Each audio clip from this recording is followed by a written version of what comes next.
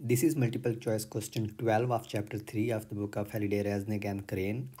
And the statement of the problem is a large rock falls on your toe. Which of the concepts is most important in determining how much it hurts? The mass of the rock, the weight of the rock, both the mass and the weight of the rock are important, and either the mass or the weight, as the two are related by a single multiplicative constant g. तो सवाल ये पूछ रहा है कि आपके पाँव के ऊपर एक पत्थर गिरता है।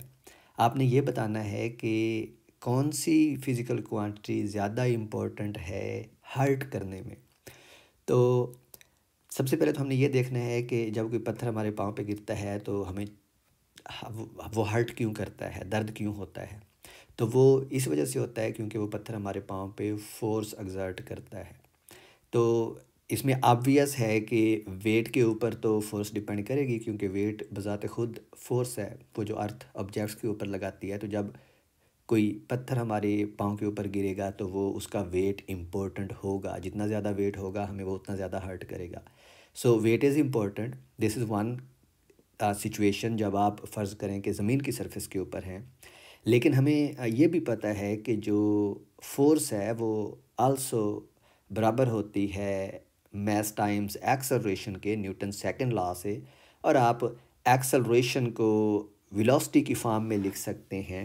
यानी मैं अगर इस सिचुएशन को लिखूं तो हमें पता है कि जो फोर्स है वो किसके इक्वल होती है, m टाइम्स a के, जिसको आप लिख सकते हैं m dv divide by dt।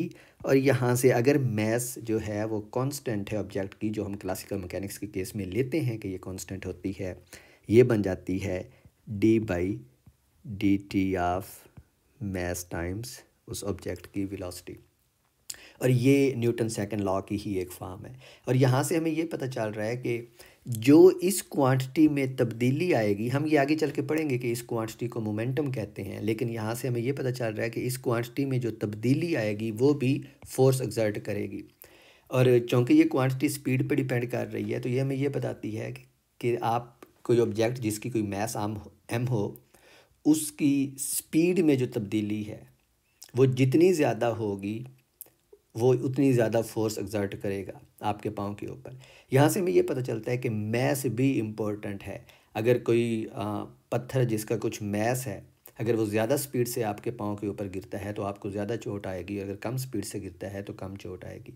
तो इधर से हमें ये पता चलता है कि वेट और मैस दोनों इम्पोर्टेंट हैं इस चीज़ को बयान करने के लिए कि जब कोई पत्थर अपने हमारे पाँव के ऊपर गिरता है तो उससे कितनी चोट आएगी।